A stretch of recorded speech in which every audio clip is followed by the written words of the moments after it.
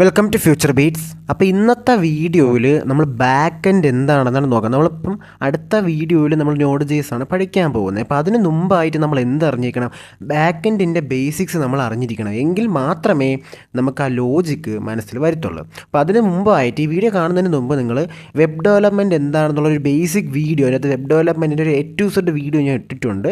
അതൊറ്റ single video ആണ്, പക്ഷേ അതിൻ്റെ അകത്ത് ഞാൻ ഒരു പ്രധാനപ്പെട്ട എല്ലാ ടോപ്പിക്സും ഞാൻ കവർ ചെയ്തിട്ടുണ്ട്. അപ്പോൾ അതിൻ്റെ ലിങ്ക് ഞാൻ ഡിസ്ക്രിപ്ഷനകത്ത് കൊടുക്കാം, അല്ലെങ്കിൽ നിങ്ങൾ പ്ലേലിസ്റ്റിൽ വെബ് ടോപ്പിക്സ് എന്ന പ്ലേലിസ്റ്റിൽ കയറി നിങ്ങൾക്കത് കാണാൻ കഴിയുന്നതാണ്. അതുപോലെ തന്നെ ഈ വീഡിയോയ്ക്ക് എനിക്കൊരു ടാർഗറ്റ് ഉണ്ട്, അതായത് 50 കമൻറ്റും 50 ലൈക്കാണ് ഞാൻ ഈ വീഡിയോയ്ക്ക് ടാർഗറ്റ് വെച്ചേക്കുന്നത്. അപ്പോൾ നിങ്ങളുടെ സപ്പോർട്ട് ഞാൻ പ്രതീക്ഷിക്കുന്നുണ്ട്. നിങ്ങൾക്ക് ഇതുപോലെ ഫ്യൂച്ചർ ഇതുപോലത്തെ നല്ല നല്ല വീഡിയോസ് വേണമെന്നുണ്ടെങ്കിൽ നിങ്ങൾക്ക് ചാനൽ സബ്സ്ക്രൈബ് ചെയ്യാം. ഓക്കെ, അപ്പോൾ നമുക്ക് ബാക്ക് എൻഡ് ഡയറക്റ്റ് എൻ്റെ വീഡിയോയിലോട്ട് പോകാം. ബാക്ക് എൻഡ് എന്താണെന്ന് വെച്ച് കഴിഞ്ഞാൽ, നമ്മളൊരു സെർവറിന് 2 സൈഡാണുള്ളത്. ഒന്ന് ഫ്രണ്ട് എൻഡും ഒന്ന് ബാക്ക് എൻഡും. ഇത്രയും കാലവും നിങ്ങൾ പഠിച്ച് വന്നുകൊണ്ടിരുന്നത് ഫ്രണ്ട് എൻഡ് ആയിരുന്നു. അതായത് നമ്മളൊരിപ്പം www.com abc.com എന്ന് പറഞ്ഞ് നമ്മൾ റിക്വസ്റ്റ് കൊടുക്കുന്ന സമയത്ത് HTML CSS വന്ന് ഒരു വിഷ്വലി കാണുന്നൊരു കാര്യമാണ് ഇത്രയും കാലവും നിങ്ങൾ പഠിച്ചിട്ടുള്ളത്.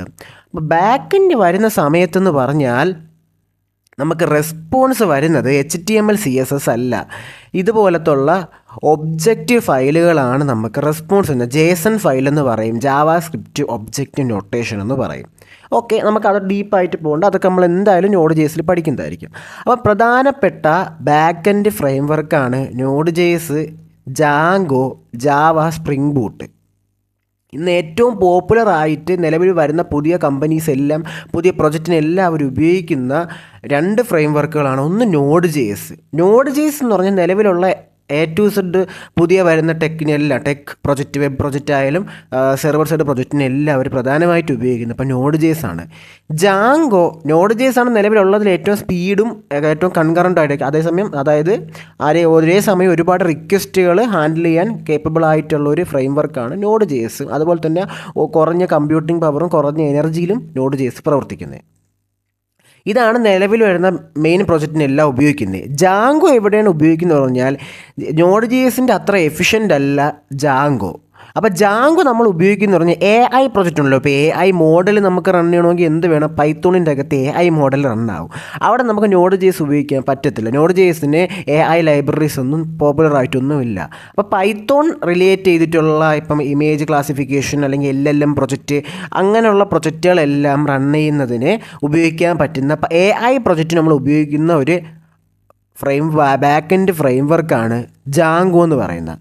ജാവ എന്ന് പറയുന്നത് ഹെവി ആപ്ലിക്കേഷൻസ് ആണ്. അത് എൻ്റർപ്രൈസ് ലെവൽ സോഫ്റ്റ്വെയർ എന്ന് പറയും. അതായത് ലാർജ് ഡാറ്റ സെറ്റ്, ഒരുപാട് കമ്പ്യൂട്ടിംഗ് പവർ വേണ്ട ഹെവി ആപ്ലിക്കേഷൻസ് ബിൽഡ് ചെയ്യുന്നതിന് ഉപയോഗിക്കുന്നത്. നമുക്ക് നോർമൽ ഒരു ഇ-കൊമേഴ്സോ ഒരു മാനേജ്മെൻറ്റ് സോഫ്റ്റ്വെയറോ ഒരു CMS സോഫ്റ്റ്വെയർ, അതായത് ഇപ്പം ബ്ലോഗ് പ്ലാറ്റ്ഫോം അല്ലെങ്കിൽ നോർമൽ പ്ലാറ്റ്ഫോംസ് എല്ലാം നമുക്ക് നോഡ് ജേസ് ബിൽഡ് ചെയ്യാം. അതായത് ഈ വലിയ മില്യൺസ് ഓഫ് ഡാറ്റ എടുത്ത് നമ്മൾ ഡാറ്റാ ബേസ് ഒക്കെ എന്താണെന്ന് പറഞ്ഞുതരാം. ഓക്കെ, ഇപ്പം നിങ്ങൾ ചിന്തിക്കണം, മില്യൺസ് ഓഫ് ഡാറ്റാ ബേസിൽ നിന്ന് എടുത്ത് അതിനെ നമ്മളെ കമ്പ്യൂട്ടർ മെമ്മറീൻ്റെ അകത്ത്, കമ്പ്യൂട്ടർ CPUൻ്റെ അകത്ത് പ്രോസസ്സൊക്കെ ചെയ്ത് വലിയ ടാസ്ക്, അത് ഹെവി ടാസ്ക് ചെയ്യുന്നതിന് വേണ്ടിയാണ് ജാവ ഉപയോഗിക്കുന്നത്. അതായത് ഇപ്പം വൻ കമ്പനീസ്, ഗൂഗിള്, മൈക്രോസോഫ്റ്റ് പോലത്തെ വൻ കമ്പനീസൊക്കെ ഇപ്പോഴും ജാവ ഉപയോഗിക്കുന്നുണ്ട്. അതുപോലെ തന്നെ മുമ്പ് ജാവയിൽ ബിൽഡ് ചെയ്ത സോഫ്റ്റ്വെയർസും ഇന്നും അവർക്ക് ജാവ ഡെവലപ്പറിന് ആവശ്യമുണ്ട് അതിനെ മെയിൻറ്റെയിൻ ചെയ്യാൻ. ഒരു പ്രധാന റീസൺ പറഞ്ഞപ്പോൾ അന്ന് അവർ $5-10 മില്യൺ കൊടുത്തായിരിക്കും അവർക്ക് വേണ്ട ഒരു ബിസിനസ് സോഫ്റ്റ്വെയർ ബിൽഡ് ചെയ്തെടുക്കുന്നത് ഒരു കമ്പനീനെ കൊണ്ട് ജാവ ഉപയോഗിച്ച്.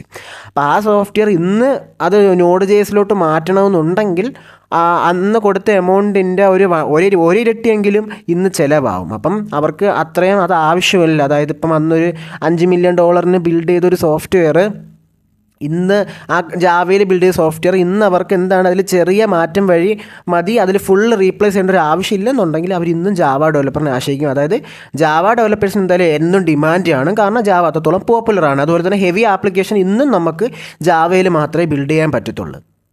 അപ്പം പ്രധാനപ്പെട്ട 3 ബാക്കിൻ്റെ ഫ്രെയിം വർക്കാണ് ഞാൻ പരിചയപ്പെടുത്തിയത്. അല്ലാതെ വേറെ ഫ്ലാസ്ക് ഉണ്ട്, ഫാസ്റ്റ് API ഉണ്ട്, ഒരുപാടധികം ബാക്കിൻ്റെ ഫ്രെയിം വർക്കുണ്ട്. പോപ്പുലറായിട്ടുള്ള 3 ഞാൻ നിങ്ങൾക്ക് പരിചയപ്പെടുത്തിയത്. ഞാൻ ഈ വരച്ചിട്ടേക്കുന്നത് ഒരു ബാക്കിൻ്റെ സെർവറിൻ്റെ വർക്ക് ഫ്ലോ സ്ട്രക്ചറാണ്. അപ്പോൾ അതിൻ്റെ അകത്ത് നമുക്ക് ആദ്യത്തേതായിട്ട് വരുന്നതാണ്. ഞാൻ ഈ ഡൊമെയിൻ എല്ലാ സെർവറിലോട്ട് നമ്മളിപ്പം ഒരു വെബ്സൈറ്റിലോട്ട് കണക്ട് ചെയ്യുന്നതിന് ഇപ്പം നമുക്ക് എന്താണ് youtube.com എന്ന് വിളിച്ചാൽ യൂട്യൂബ് വരുന്ന പോലെ നമുക്ക് ഡാറ്റ എടുക്കുന്നതിന്, അതായത് ഞാൻ ഇവിടെ നോട്ട് ക്രിയേറ്റ് ചെയ്ത് കഴിഞ്ഞാൽ നിങ്ങൾക്ക് അറേ ഓഫ് ഒബ്ജക്റ്റ് അറിയാമല്ലോ. അപ്പോൾ നമുക്ക് ബാക്ക് എൻഡ് ചെയ്യുന്ന ഡാറ്റ വരുന്നത് ഒരു അറേ ഓഫ് ഒബ്ജക്റ്റ് ഫോർമാറ്റിലാണ്. ഓക്കെ, അതായത് ഒരു കീ കാണും, അതുപോലെ തന്നെ ഒരു വാല്യൂ കാണും. ഈ വാല്യൂ ചിലപ്പോൾ എന്താവാം, ചിലപ്പോൾ അറേ ആവാം, ചിലപ്പോൾ സ്ട്രിങ് ആവാം, ബൂളിയൻ ആവാം, എന്താവാം. അപ്പോൾ എന്താണ് ബാക്ക് എൻഡ് ചെയ്യുന്ന നമുക്ക് ഡാറ്റ വരുന്ന ഈ ഒരു അറേ ഓഫ് ഒബ്ജക്റ്റ് ഫോർമാറ്റിലാണ്. അപ്പോൾ നമുക്ക് എന്താണ് റിയാക്റ്റിൻ്റെ വീഡിയോയിൽ എന്താണ് JSON പ്ലേസ് ഹോൾഡർ എന്നൊരു പ്ലാറ്റ്ഫോം ഞാൻ നിങ്ങൾക്ക് പരിചയപ്പെടുത്തിയിട്ടുണ്ടായിരുന്നു. ആ വീഡിയോ കാണാത്തവർക്കൊക്കെ ഇപ്പോൾ അത് കാണിച്ചത് എന്താണെന്നുള്ളത്. ഇപ്പോൾ ഇതാണ് ആ പ്ലാറ്റ്ഫോം. ഇതിൻ്റെ അകത്ത് എന്താണ് ഒരു URL അവർ തരുന്നുണ്ട്. ഇതാണ് ആ URL.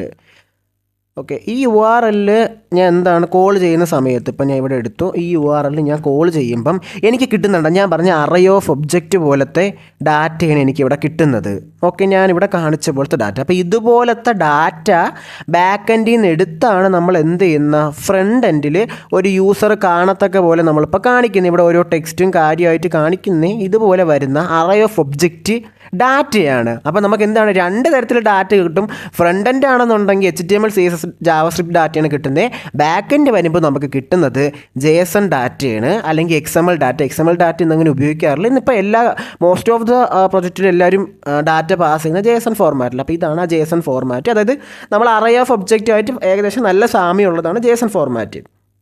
ഓക്കെ, നമുക്ക് എന്തായാലും ഇങ്ങോട്ട് പോകാം. ഇതിപ്പോൾ ഞാൻ തൽക്കാലത്തേക്ക് ഒഴിവാക്കണം, ഇവിടെ കിടക്കട്ടെ. അപ്പോൾ നമ്മൾ എന്താണ് ഇപ്പം ഞാൻ ഈ ഒരു URL വിളിക്കുന്ന സമയത്ത് www.api. ഇവിടെ API അല്ല, അതിനൊരു എക്സാമ്പിൾ കൊടുത്തതാണ്. API വേണോ, നിങ്ങൾക്ക് എന്ത് വേണോ കൊടുക്കുക. api.com/ എന്താണ് ഇവിടെ നമ്മുടെ /to-dos എന്നോ. അപ്പം ഞാൻ ഇവിടെ പ്രൊഡക്ട്സ് എന്നാണ് കൊടുത്തേക്കുന്നത്. പ്രൊഡക്ട്സ് എന്ന് വിളിക്കുമ്പോൾ എന്ത് വരും, നമുക്ക് ഈ ഒരു അറേ ഓഫ് ഒബ്ജക്റ്റിൽ ഡാറ്റ വരുന്നതായിരിക്കും. അപ്പോൾ ഫസ്റ്റ് സ്റ്റേജ് നമുക്ക് API ആണ്. അതായത് ഒരു ബാക്ക് എൻഡിൻ്റെ വർക്കിങ്ങിൽ 3 സ്റ്റേജസ് ഉണ്ട്. ഒന്ന് API റിക്വസ്റ്റ്, അതായത് ഞാൻ പറഞ്ഞ ഈ ഒരു റിക്വസ്റ്റ് നേരെ നമ്മളെ Node.js ജാവയോ ജാങ്കോ സെർവറിൽ വരുന്നു. ആ ജാങ്കോ സെർവർ എന്ത് ചെയ്യും, ഡാറ്റാ ബേസിൽ പോയി ആ ഡാറ്റ എടുത്തുകൊണ്ട് വന്ന് അത് നമുക്ക് തിരിച്ച് യൂസറിന് പാസ് ചെയ്യും. അതാണ് നിങ്ങളിവിടെ കാണുന്ന ഈ ഒരു ഡാറ്റ എന്ന് പറയുന്നത്. നമുക്ക് ഒരിക്കലും ഒരു സെർവറിൻ്റെ അകത്ത് നമുക്ക് ഡാറ്റ സ്റ്റോർ ചെയ്തില്ല. അതായത് ഇപ്പം നമ്മളൊരു അറേൻ്റെ അകത്ത് ഇപ്പോൾ എത്ര ഡാറ്റ സ്റ്റോർ ചെയ്താലും കമ്പ്യൂട്ടർ ഒന്ന് റീസ്റ്റാർട്ട് ആവുക എന്തെങ്കിലും ചെയ്യുമ്പം ആ ഡാറ്റ മൊത്തവും പോകും.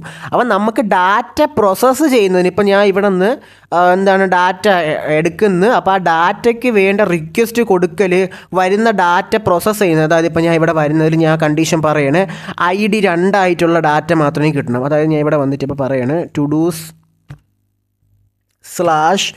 എന്ന് കൊടുത്തു കഴിഞ്ഞാൽ ഒന്നാമത്തെ ഡാറ്റ കിട്ടും. അപ്പോൾ എന്ത് ചെയ്യണം, അങ്ങനെ വരുന്ന സമയത്ത് ഇവിടെ ഞാൻ എന്ത് ചെയ്യും, പാസ് ചെയ്തുണ്ടോ to-dos/1 എന്ന് പാസ് ചെയ്ത്. അപ്പോൾ ആ ഡാറ്റ എടുത്ത് എന്ത് ചെയ്യും, ഈ സെർവറിൻ്റെ അകത്തുള്ള ഓപ്പറേഷൻ എന്ത് ചെയ്യും, ഡാറ്റാ ബേസിൽ 1 പറയുന്ന ഡാറ്റയ്ക്ക് റിക്വസ്റ്റ് കൊടുക്കുകയും ആ ഡാറ്റ എടുത്ത് പ്രോസസ്സ് ചെയ്ത് നമുക്ക് തിരിച്ചയക്കും.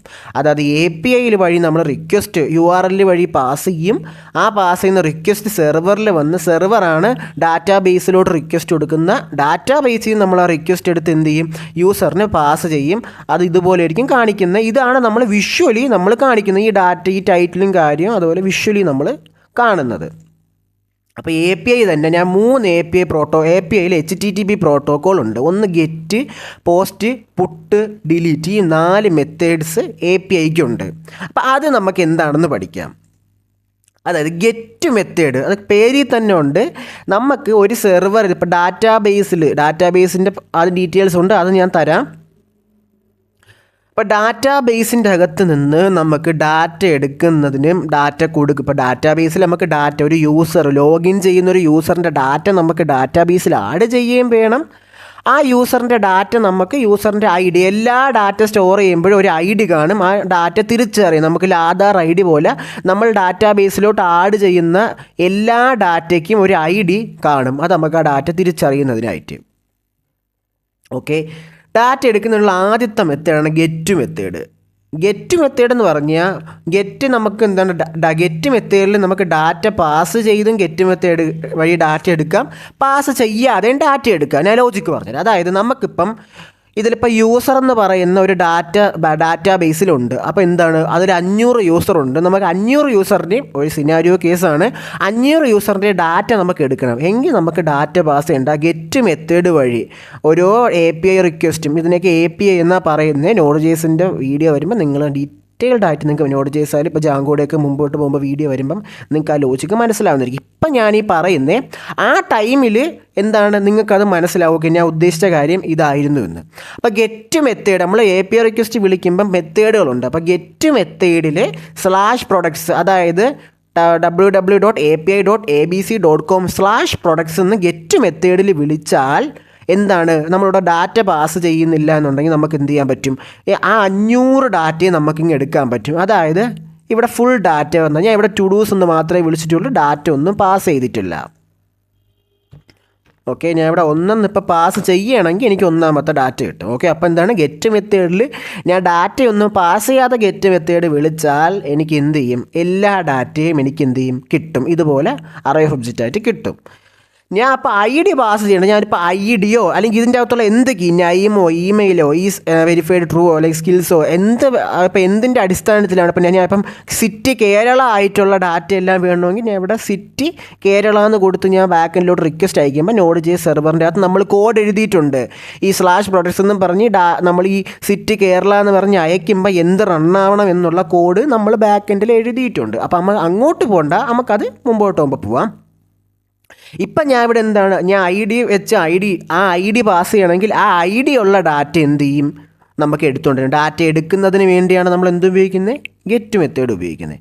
ഞാൻ ഇവിടെ സിറ്റ് കേരള കൊടുക്കണം. എനിക്ക് കേരളത്തിലുള്ള എല്ലാ യൂസേഴ്സിനെ വേണമെങ്കിൽ സിറ്റ് കേരള കൊടുത്ത് ഞാൻ ബാക്കെൻഡിലോട്ട് റിക്വസ്റ്റ് അയച്ചു /products എന്ന് പറഞ്ഞ URL-ലോട്ട് റിക്വസ്റ്റ് അയച്ചു കഴിഞ്ഞാൽ എനിക്ക് എന്ത് ചെയ്യും, കേരളയിലുള്ള യൂസേഴ്സിനെല്ലാം ഒരു അറേ ഓഫ് ഒബ്ജക്റ്റ് ആക്കി കൊണ്ടുവരും. അപ്പം നിങ്ങൾക്ക് ആ ലോജിക് മനസ്സിലായി. ഡാറ്റ എടുക്കുന്നതിന് നമ്മൾ API റിക്വസ്റ്റിൻ്റെ അകത്ത് ഡാറ്റ എടുക്കുന്നതിന് നമ്മൾ ഉപയോഗിക്കുന്ന മെത്തേഡാണ് ഗെറ്റ് മെത്തേഡ്.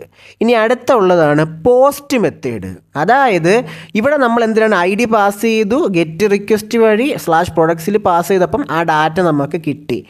പോസ്റ്റ് നേരെ ഓപ്പോസിറ്റാണ് ഡാറ്റ കൊടുക്കുന്നതിന്. ഈ ഡാറ്റ എടുക്കണമെങ്കിൽ ഡാറ്റ കൊടുക്കണമല്ലോ, ആ ലോജിക്കാണ്. അപ്പോൾ ഇവിടെ നമ്മൾ ഒരു ഒബ്ജക്റ്റ് ആയിട്ട്, ഇവിടെ ഞാൻ വേരിയബിൾ മാറ്റി വേറെ ഒബ്ജക്റ്റ് ആയിട്ട് നമ്മൾ എന്ത് ചെയ്യും, ഈ ഡാറ്റ സെർവറിലോട്ട് പാസ്. അതായത് പോസ്റ്റ് മെത്തേഡ് വഴി /products ഇപ്പോൾ ഇവിടെ എല്ലാം ഒരേ URL-ലാണ്, പക്ഷേ മെത്തേഡ് മാറുമ്പോൾ അതിൻ്റെ ഉപയോഗം മാറുന്നു എന്നുള്ളതാണ്.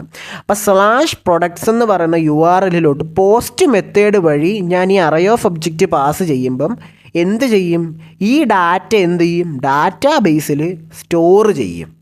നമ്മൾ പോസ്റ്റ് മെത്തേഡ് വഴി ഞാൻ ഈ അറേ ഓഫ് ഒബ്ജക്റ്റ് ഡാറ്റ ബാക്കെൻഡിലോട്ട് പാസ് ചെയ്യുന്ന സമയത്ത് ഈ ഡാറ്റ എന്ത് ചെയ്യും, ഡാറ്റാ ബേസിൽ സ്റ്റോർ ചെയ്യും. അതുപോലെ തന്നെയാണ് പുട്ട് മെത്തേഡ് വഴി എന്താണ് ചെയ്യുന്നത്, ഞാൻ ഈ ഡാറ്റ തന്നെ താഴോട്ടൊന്ന് കോപ്പി ചെയ്യുന്നു. ഓക്കെ, ഈ മെത്തേഡിൽ ഞാൻ ഇവിടെ എന്ത് ചെയ്യും, ഇപ്പം ഞാൻ ആ ഡാറ്റ ഉണ്ടല്ലോ, ഇപ്പോൾ എനിക്ക് ഡാറ്റയിൽ ഇപ്പം ഞാൻ ഇതൊന്നും മാറ്റം വരുത്തുന്നില്ല. ഞാനിവിടെ എന്താണ് സപ്പോർട്ട് എന്നാക്കുന്നു. അതുപോലെ അമീൻ മുഹമ്മദ് എൻ്റെ ഇനിഷ്യലും കൂടെ കൊടുക്കണം, AK എന്ന് കൊടുത്തിട്ടുണ്ട്. ഫാൾസ് എന്ന് ഞാനിപ്പോൾ കൊടുത്തു. ഒബ്ജക്റ്റ് ഞാൻ ക്ലോസ് ചെയ്ത്. ഓക്കെ, ഇവിടെ ഞാൻ എന്താണ് ചെയ്യുന്നത്, പുട്ട് മെത്തേഡ് ഡാറ്റ എടുക്കുക ഡാറ്റ കൊടുക്കുക നമ്മൾ പഠിച്ച് ഇനി ഡാറ്റ എഡിറ്റ് ചെയ്യണമല്ലോ. ഇപ്പോൾ ഒരു ഡാറ്റ ഇപ്പോൾ യൂസറിൻ്റെ ആഡ് ചെയ്ത് കഴിഞ്ഞാൽ യൂസറിന് ആ ഡാറ്റ എഡിറ്റ് ചെയ്യേണ്ട ഒരു ആവശ്യം വരൂലേ.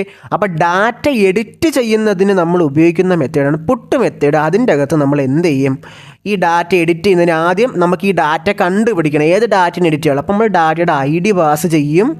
ID അത് കഴിഞ്ഞ് മാറ്റം വരുത്തിയ ഡാറ്റ എല്ലാം പാസ് ചെയ്യും. നൈമ് ഇമെയിൽ വെരിഫൈഡ് ഞാൻ ഫാൾസാക്കി, ഇമെയിലിൻ്റെ കൂടെ സപ്പോർട്ട് ആഡ് ചെയ്ത് നൈമിൻ്റെ ഇനിഷ്യൽ ആഡ് ചെയ്തിട്ടാണ് എന്ത് ചെയ്യും, ഈ ഒബ്ജക്റ്റ് പാസ് ചെയ്യുമ്പം പുട്ട് മെത്തേഡ് വഴിയാണ് നമ്മൾ /products എന്ന് പറഞ്ഞ URL-ലോട്ട് പാസ് ചെയ്യുന്നത്. അപ്പോൾ എന്ത് ചെയ്യും, ഡാറ്റാ ബേസിൽ പോയി ID 1234 വരുന്ന ആ ഡാറ്റേൻ്റെ അകത്തോട്ട് ഈ നൈമ് ഇമെയിൽ വെരിഫൈഡ് എന്ന് പറഞ്ഞ ആ വാല്യൂ പുതിയതായിട്ട് അപ്ഡേറ്റ് ചെയ്യും. അപ്പോൾ ഡാറ്റ അപ്ഡേറ്റ് ചെയ്യുന്നതിന് നമ്മൾ ഉപയോഗിക്കുന്ന എന്താണ് മെത്തേഡാണ് പുട്ട് മെത്തേഡ്.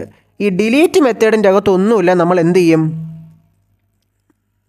ഇവിടെ ഞാനിപ്പോൾ ID = 1234 എന്ന് ഞാൻ കൊടുത്ത് പാസ് ചെയ്യുമ്പം ID 1234 ആയിട്ടുള്ള ഡാറ്റ നമുക്ക് ഡിലീറ്റ് ചെയ്യണം. ഇവിടെ എല്ലാം ഉപയോഗിച്ചേക്കുന്ന ഒരേ URL ആണ് /products/products അത്. പക്ഷേ മെത്തേഡ് മാറുമ്പം അതിൻ്റെ ഉപയോഗം മാറും. അപ്പോൾ പ്രധാനപ്പെട്ട ഇതൊക്കെ ഇമ്പോർട്ടൻ്റ് ആയിട്ടുള്ള ബാക്ക്-എൻഡിൻ്റെ അകത്ത് നമ്മൾ ഉപയോഗിക്കുന്ന API കോൾ ചെയ്യുന്നതിന് ഉപയോഗിക്കുന്ന മെത്തേഡ്സാണ് ഇവിടെ നമ്മളിപ്പോൾ കണ്ടിരിക്കുന്നത്. സെർവറിൻ്റെ അകത്തോട്ട്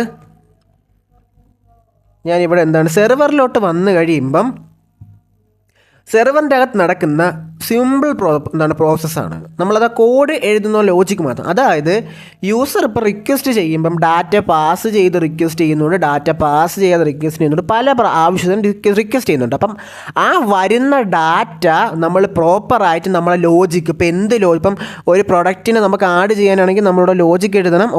ഓക്കെ യൂസർ ഡാറ്റ പാസ് ചെയ്തിട്ടുണ്ട്, ആ വരുന്ന ഡാറ്റയിൽ ഇപ്പം നൈമിൻ്റെ അകത്ത് നൈം കൊടുത്തിട്ടില്ലയോ, ഏജിൽ ഏജ് കൊടുത്തിട്ടുണ്ട്. ഇപ്പോൾ ഡാറ്റ ഇല്ലാതെയൊക്കെ പാസ് ചെയ്യുമല്ലോ, ചിലപ്പം ഏജ് കാണത്തില്ല, ചിലപ്പം ചില വേണ്ടപ്പെട്ട ഡാറ്റ കാണാതെയും അല്ലെങ്കിൽ തെറ്റായിട്ടുള്ള ഡാറ്റയൊക്കെ പാസ് ചെയ്യുന്നുണ്ടെങ്കിൽ അതൊക്കെ നമ്മളിവിടെ ലോജിക്കും ആ ഒരു ഓപ്പറേഷൻ ആ ഒരു കോഡ് നമ്മൾ എഴുതി അതൊക്കെ വെരിഫൈ ചെയ്ത് ആ ഡാറ്റ നമ്മൾ എന്ത് ചെയ്യണം, ഡാറ്റാ ബേസിലോട്ട് എന്ത് ചെയ്യണം, ആഡ് ചെയ്യണം.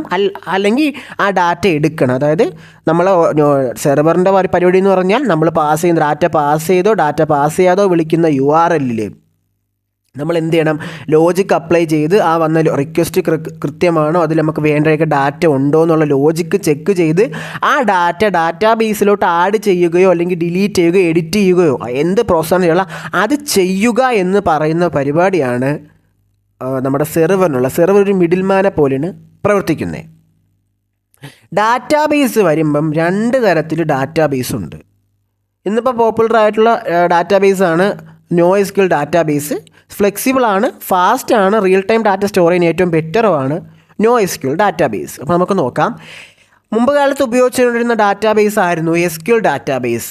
അതായത് അതിൽ 2 ഉദാഹരണങ്ങളാണ്, PostgreSQLും MySQLും. ഇന്നിപ്പോൾ കൂടുതലും കമ്പനീസ് ഉപയോഗിക്കുന്ന ഒരു ഡാറ്റാബേസാണ് PostgreSQL.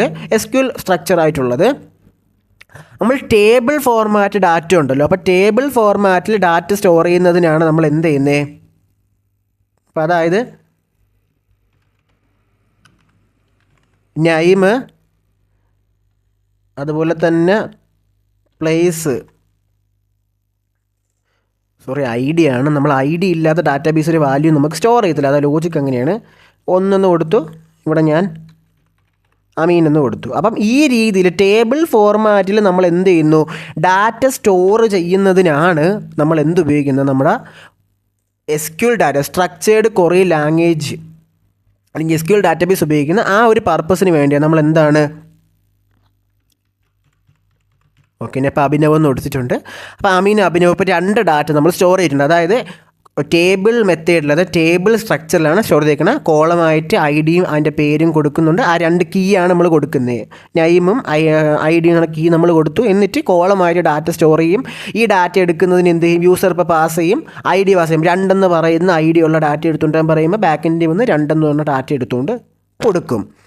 അപ്പോൾ രണ്ടാമത്തെ മെത്തേഡ് NoSQL മെത്തേഡ് വരുന്ന സമയത്ത് നമ്മൾ ഇതിൻ്റെ സ്റ്റോർ ചെയ്യുന്ന മെത്തേഡ് എന്ന് പറഞ്ഞാൽ NoSQL മെത്തേഡ് വരുന്ന സമയത്ത് നമ്മൾ അറേ ഓഫ് ഒബ്ജക്റ്റ് ഉണ്ടല്ലോ, അറേ ഓഫ് ഒബ്ജക്റ്റ് മെത്തേഡ് ആ ഒരു മെത്തേഡിലാണ് ഇവിടെ ഡാറ്റ സ്റ്റോർ ചെയ്യുന്നത്. ഇവിടെ കണ്ടിട്ടുണ്ട്. ഇപ്പോൾ എന്താണ്, ഈ ഡാറ്റയാണ് ഞാൻ താഴോട്ടൊന്ന് കോപ്പി ചെയ്യാണ്.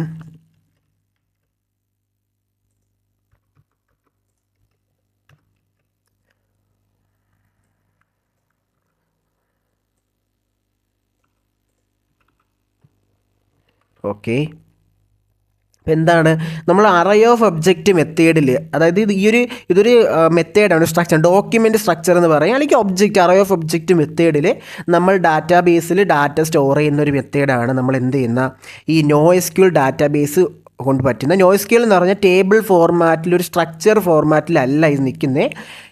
ലൈക്ക് ഇത് ഒരു ഫ്ലെക്സിബിൾ ആയിട്ടുള്ളൊരു ഫോർമാറ്റിലാണ് ഇവിടെ ഡാറ്റ നിൽക്കുന്നത്. അതായത് രണ്ടും എളുപ്പത്തിൽ പറഞ്ഞാൽ SQL ഡാറ്റാബേസിൻ്റെ അകത്ത് ഡാറ്റ സ്റ്റോർ ചെയ്യുന്ന ഒരു ടേബിൾ ഫോർമാറ്റിലാണെങ്കിൽ NoSQL ഡാറ്റാബേസിൻ്റെ അകത്ത് ഡാറ്റ സ്റ്റോർ ചെയ്യുന്നത് ഒരു അറേ ഓഫ് ഒബ്ജക്റ്റ് അല്ലെങ്കിൽ ഒരു ഡോക്യുമെൻ്റ് മെത്തേഡിലാണ് ഡാറ്റ സ്റ്റോർ ചെയ്യുന്നത്. ഏറ്റവും സ്പീഡിൽ നമുക്ക് ഡാറ്റ എടുക്കാൻ സഹായിക്കുന്നത് NoSQL ഡാറ്റാബേസ് ആണ്. SQL ഡാറ്റാബേസ് അതിൻ്റേതായ പർപ്പസിന് ഉപയോഗിക്കുന്നുണ്ട്.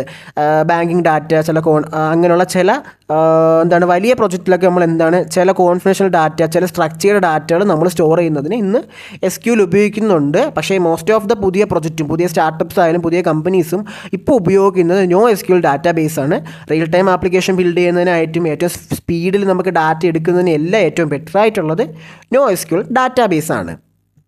ബേസിക്കലി ഈ ഒരു ചെറിയൊരു കാര്യമാണ് നമ്മളെ സെർവറിൽ നടക്കുന്ന സെർവറിന് പ്രധാനപ്പെട്ട ഒരു ഓപ്പറേഷനാണ് CRUD ഓപ്പറേഷൻ. CRUD എന്ന് പറഞ്ഞാൽ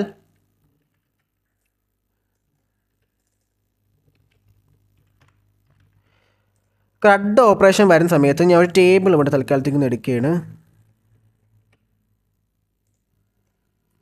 ഓക്കെ, CRUDൻ്റെ അകത്ത് ക്രിയേറ്റ്, റീഡ്, അപ്ഡേറ്റ്, ഡിലീറ്റ്, അത് ഈ ഓരോ അക്ഷരവും ഓരോ കാര്യമാണ്. അതായത് ഇവിടെ ക്രിയേറ്റ് ചെയ്യാനാണെങ്കിൽ നമ്മൾ പോസ്റ്റ് മെത്തേഡ് വഴി ക്രിയേറ്റ് ചെയ്യും, റീഡ് ചെയ്യാൻ നമ്മൾ ഗെറ്റ് മെത്തേഡ് ഉപയോഗിക്കും, അപ്ഡേറ്റ് ചെയ്യാൻ നമ്മൾ പുട്ട് മെത്തേഡ് ഉപയോഗിക്കും, ഡിലീറ്റ് ചെയ്യാൻ നമ്മൾ ഡിലീറ്റ് മെത്തേഡ് ഉപയോഗിക്കും. അപ്പം നമ്മുടെ സെർവറിൻ്റെ ഒരു പ്രധാനപ്പെട്ട ഒരു ഫംഗ്ഷനാണ് ഈ CRUD എന്ന് പറയുന്നത്, CRUD ഓപ്പറേഷൻസ്. അതായത് ഡാറ്റ ക്രിയേറ്റ് ചെയ്യുക, ഡാറ്റ റീഡ് ചെയ്യുക, ഡാറ്റ അപ്ഡേറ്റ് ചെയ്യുക, ഡാറ്റ ഡിലീറ്റ് ചെയ്യുക. അതൊരു e-commerce ആണെങ്കിൽ പ്രൊഡക്റ്റ് ക്രിയേറ്റ് ചെയ്യണം, ആ പ്രൊഡക്റ്റ് യൂസറിൻ്റെ അടുത്ത് കാണാൻ പറ്റണം, ആ പ്രൊഡക്റ്റിൻ്റെ അകത്തുള്ള ഡാറ്റ അഡ്മിന് അപ്ഡേറ്റ് ചെയ്യാൻ പറ്റണം, ആ പ്രൊഡക്റ്റ് വേണ്ടെന്നുണ്ടെങ്കിൽ അഡ്മിന് ഡിലീറ്റ് ചെയ്യാൻ പറ്റണം. ഇത് ബ്ലോഗ് ആണെങ്കിൽ ബ്ലോഗ് ക്രിയേറ്റ് ചെയ്യാൻ, ബ്ലോഗ് റീഡ് ചെയ്യാൻ, ബ്ലോഗ് അപ്ഡേറ്റ് ചെയ്യാൻ, ബ്ലോഗ് ഡിലീറ്റ് ചെയ്യാൻ. അപ്പോൾ ഇതാണ് ഒരു ഡാറ്റാബേസിൻ്റെ പ്രധാന ഉപയോഗം. APIയിൽ നമ്മൾ വേണ്ട കൃത്യമായ മെത്തേഡ് വഴി റിക്വസ്റ്റ് കൊടുക്കുന്നു, ആ റിക്വസ്റ്റിനെ സെർവറാണ് പ്രോസസ്സ് ചെയ്യുന്നത്. ആ പ്രോസസ്സ് ചെയ്ത് എന്താണ് ഡാറ്റ ആഡ് ചെയ്യാനോ ഡിലീറ്റ് ചെയ്യാനോ എന്താണോ ഓപ്പറേഷൻ, അത് ഡാറ്റാബേസിന് പോയി ചെയ്ത് അല്ലെങ്കിൽ ഡാറ്റാബേസിന് അതിനുവേണ്ട റിക്വസ്റ്റ് ഡാറ്റാബേസിലോട്ട് കൊടുക്കുക, അല്ലെങ്കിൽ ആ ഒരു ഓപ്പറേഷൻ നടത്തുന്നത് സെർവറാണ്. ഡാറ്റാബേസ് രണ്ട് തരത്തിലാണ് ഉള്ളത്. ഒന്ന് NoSQL ഡാറ്റാബേസും ഒന്ന് SQL ഡാറ്റാബേസും. SQL ഡാറ്റാബേസ് ഉപയോഗിക്കുന്ന ടേബിൾ ഫോർമാറ്റിൽ സ്ട്രക്ചേർഡ് ആയിട്ടുള്ള ഡാറ്റ സ്റ്റോർ ചെയ്യുന്നതിന്. പക്ഷേ ചില ഡാറ്റാസ് നമ്മളിപ്പോൾ SQL ആണ് ഉപയോഗിക്കുന്നത്. പക്ഷേ നിലവിലുള്ള പുതിയ കമ്പനീസും പുതിയ സ്റ്റാർട്ടപ്പ്സും ന്യൂ കമ്പനീസും ന്യൂ പ്രൊജക്റ്റ് എല്ലാം ഉപയോഗിക്കുന്ന NoSQL ഡാറ്റാബേസാണ്. അത് സ്പീഡും ഫ്ലെക്സിബിളും റിയൽ ടൈം ഡാറ്റ നമുക്ക് എടുക്കുന്നതിന് എളുപ്പമാണ്. അപ്പോൾ NoSQLൻ്റെ അകത്ത് നമ്മൾ അറേ ഓഫ് ഒബ്ജക്റ്റ് മോഡൽ അല്ലെങ്കിൽ ഡോക്യുമെൻ്റ് മോഡലിലാണ് ഡാറ്റ സ്റ്റോർ ചെയ്യുന്നത്. പ്രധാന NoSQLന് ഉപയോഗിക്കുന്ന ഒരു ഡാറ്റാബേസാണ് MongoDB. പിന്നെ എനിക്ക് ഡൗട്ടുണ്ട് കസാൻഡ്ര എന്നുള്ള വേറൊരു ഡാറ്റാബേസ് ഉണ്ടെന്ന് തോന്നുന്നു, പക്ഷേ അതത്ര പോപ്പുലർ അല്ല. പിന്നെ SQLന് ഉപയോഗിക്കുന്ന PostgreSQLും MySQLും ആണ് പോപ്പുലറായിട്ട് നിൽക്കുന്നത്. അപ്പോൾ ഇത്രയേ ഉള്ളൂ ബാക്ക് എൻഡ് എന്ന് പറയുന്ന ഒരു പ്രോസസ്സ്. എന്തായാലും നമുക്ക് അടുത്തടുത്ത വീഡിയോയിൽ നമുക്ക് ഈ പ്രോസസ്സ് എല്ലാം നമുക്ക് കോഡിൽ ചെയ്ത് അതിൻ്റെ ലോജിക്കും കാര്യവും മനസ്സിലാക്കാവുന്നതാണ്. അപ്പോൾ ഇന്നത്തെ വീഡിയോ ഇത്രയേ ഉള്ളൂ. നിങ്ങൾക്ക് എന്തെങ്കിലും ഡൗട്ട് അല്ലെങ്കിൽ ഇതുപോലെ വേറെ ഏതെങ്കിലും ടോപ്പിക്കിനെ കുറിച്ച് നിങ്ങൾക്ക് മനസ്സിലാക്കണമെന്നുണ്ടെങ്കിൽ ആ ടോപ്പിക്ക് നിങ്ങൾ കമൻറ്റ് ചെയ്താൽ മതി. ഞാൻ അതിൻ്റെ വീഡിയോ വരുന്ന വീഡിയോയിൽ അപ്ഡേറ്റ് ചെയ്യുന്നതായിരിക്കും. Okay, by.